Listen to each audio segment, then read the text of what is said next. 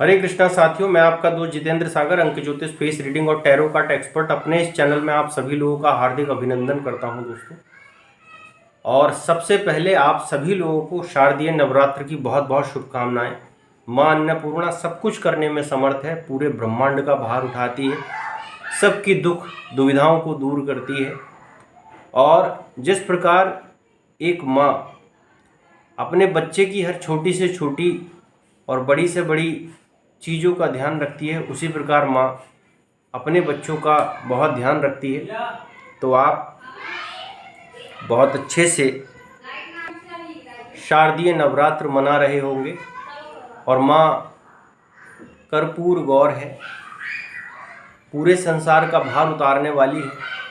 तो आज एक दिव्य प्रयोग मैं आपके सामने लेके आया हूँ। तो सबसे पहले मैं निवेदन करूँगा, अगर आपने चैनल को सब्सक्राइब नहीं किया है तो एक बार जितेंद्र सागर अंक ज्योतिष के नाम से चैनल को सब्सक्राइब कर लीजिए, बेल आइकन दबा दीजिए और ताकि नोटिफिकेशन आप लोगों तक पहुंचता रहे। तो मेरी माँ के चरणों में दास का नमन और बारंबार प्रणाम। माँ की अगर मैं बात कहूँ तो एक छोटी सी घटना आप लोगों के साथ में ज़रूर शेयर करूँगा। आप सभी लोगों से मैं एक प्रश्न कर रहा हूँ, उत्तर आप बहुत अच्छे से समझ सकते हो।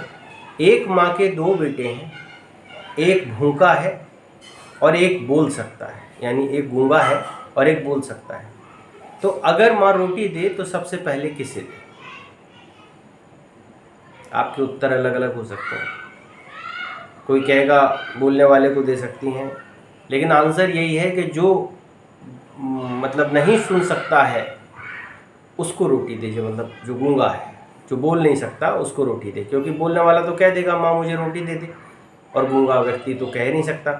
इसलिए माँ सबसे पहले उसको रोटी देती है जो बोल नहीं सकता। इसी प्रकार बहुत सारे लोग साधनाएं करते हैं, और जब भी साधनाएं करते हैं या मंदिर के दर्शन करते हैं, 11 रुपये का प्रसाद चढ़ाते हैं, 11 करोड़ रुपए की डिमांड करते हैं। अपनी माँ से आप कह सकते हो, बिना पैसे के भी कह सकते हो, बिना धन दौलत के भी कह सकते हो, बिना चढ़ावे के भी कह सकते हो। वो सब कुछ सुनने में और करने में समर्थ है, उस पर अनंत कृपा का भंडार है, वो आपके भाव की भूखी है।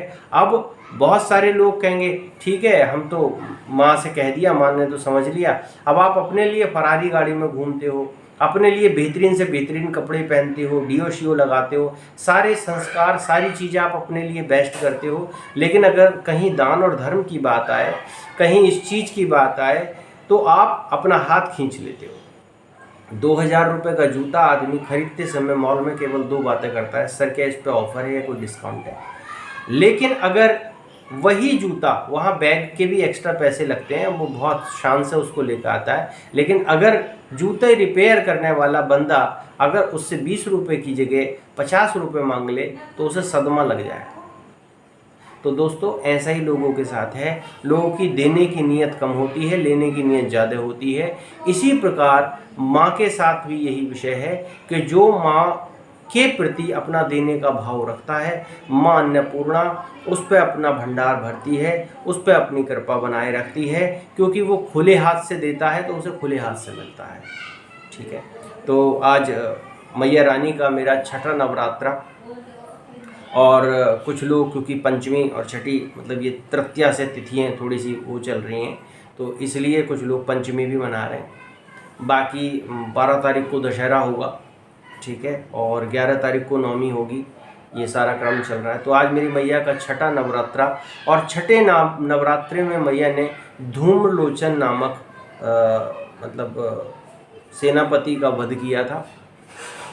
और उस माँ को मैं क्या नमन कर सकता हूँ, वो तो सब कुछ करने में समर्थ है। तो देखो, एक बात मैं आपके बीच में शेयर करूँगा, वैसे तो बहुत सारी बातें आपसे कहने के लिए हैं, कि छोटी छोटी सी चीज़ें अगर आप अपने जीवन में ऐड ऑन करके चलते हो तो आपको एक मार्गदर्शन मिल जाता है और आप प्रशस्त होते हो। पूजा क्या करती है? पूजा आपके व्यक्तिगत जीवन में ऊर्जा भरने का काम करती है। जब भी आप निराश होते हो, परेशान होते हो, आपको कोई रास्ता नहीं मिल रहा होता, ऐसे में पूजा आपको रास्ता देती है।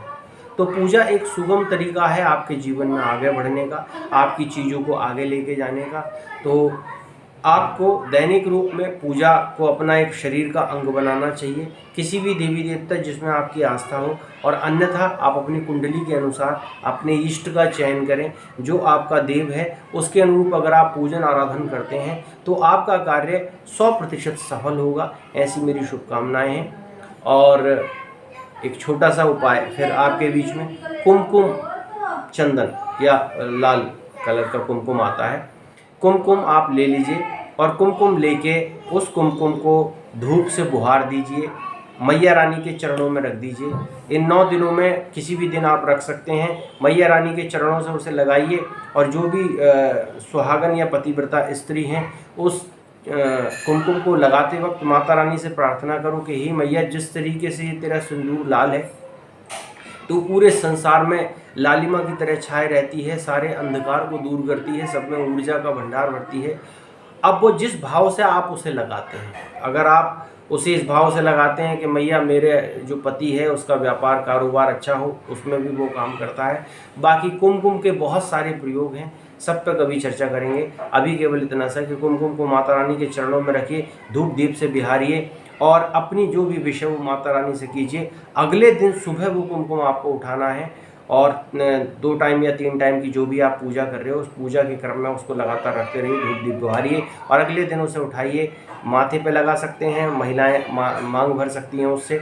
ऐसा करते रहिए और उसको कभी ख़त्म नहीं होने देना, उसमें और इकट्ठा करते रहिए, मेडिटेट करते रहिए। ऐसा करने से आपके सारे काम बनेंगे, मैया रानी ऊर्जा का भंडार बनाएगी, आपके बिगड़े काम बनेंगे। जय माता रानी। वीडियो अच्छी लगे तो शेयर कीजिए और इन्हीं शुभकामनाओं के साथ अगली वीडियो में फिर आपके सामने प्रस्तुत होऊंगा। राधे राधे। जय माता दी, जय महाकाल।